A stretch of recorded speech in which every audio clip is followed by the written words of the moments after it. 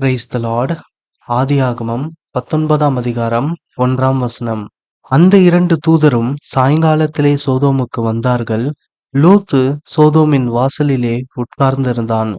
அவர்களைக் கண்டு லோத்து எழுந்து எதிர்கொண்டு தரை மட்டும் குனிந்து. ஆமென். இதற்கு முன்பாக இருக்கும் அதிகாரத்தில் நாம் வாசிக்கும்போது கர்த்தரும் 2 தூதர்களும் ஆபிரகாமை பகலில் சந்திக்கிறார்கள். அப்பொழுதுதான் கர்த்தர் சொல்லுகிறார், சோதோம் குமராவின் கூக்குரல் பெரிதாயிருப்பதினாலும் அவைகளின் பாவம் மிகவும் கொடிதாயிருப்பதினாலும் நான் இறங்கி போய் என்னிடத்தில் வந்து எட்டின அதன் கூக்குரலின்படியே அவர்கள் செய்கிறார்களோ இல்லையோ என்று பார்த்து அறிவேன் என்றார். அப்பொழுது அந்த 2 புருஷர் அவ்விடம் விட்டு சோதோமை நோக்கி போனார்கள். ஆபிரகாமோ பின்னும் கர்த்தருக்கு முன்பாக நின்று கொண்டிருந்தான். ஆமென். அந்த 2 தூதர்தான் சாயங்காலத்திலே சோதோமுக்கு வருகிறார்கள். இங்கே ஆண்டவர் ஆபிரகாமின் இடத்தில் பகலில் சொல்லுகிறார், நான் சோதோமை பார்த்து அறிவேன் என்று. அந்த வார்த்தையின்படியே சாயங்காலத்தில் அந்த 2 தூதரும் சோதோமை பார்க்கும்படி போகிறார்கள். ஆமென். ஆண்டவராகிய இயேசு கிறிஸ்து சொல்லுகிறார் அல்லவா, பகற்காலம் இருக்கும் மட்டும் நான் என்னை அனுப்பினவருடைய கிரியைகளை செய்ய வேண்டும், ஒருவனும் கிரியை செய்யக்கூடாத காலம் வருகிறது என்று. ஆமென்.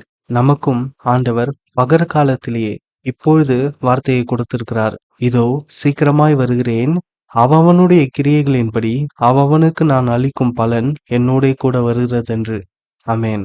இதை நிறைவேற்ற ஆண்டவர் நிச்சயமாக வரப்போகிறார். ஆண்டவராகிய இயேசு கிறிஸ்துவின் முதலாம் வருகையை குறித்து கூட நாம் ஆதியாகமத்திலே வாசிக்கிறோம். உனக்கும் ஸ்திரீக்கும் உன் வித்துக்கும் அவள் வித்துக்கும் பகையை உண்டாக்குவேன், அவர் உன் தலையை நசுக்குவார், நீ அவர் குதிங்காலை நசுக்குவாய் என்று.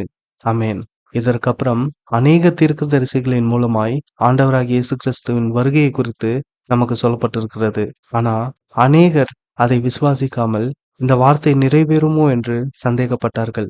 ஆனா வேதத்தில் நாம் வாசிக்கிறோம், குறித்த காலத்தில் கிறிஸ்து அக்கிரமக்காரருக்காக மரித்தார் என்று. ஆமென்.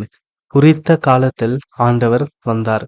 அதே போலதான் இப்பொழுதும் அவருடைய 2ஆம் வருகையை குறித்து நம்மிடத்தில் சொல்லியிருக்கிறார். அதே போல நாமும் ஆண்டவர் இதை சொல்லி அநேக நாட்கள் போய்விட்டது, இது நிறைவேறுமோ என்று நாம் சந்தேகப்பட வேண்டாம். ஆண்டவர் உரைத்தது நிச்சயமாக நிறைவேறும்.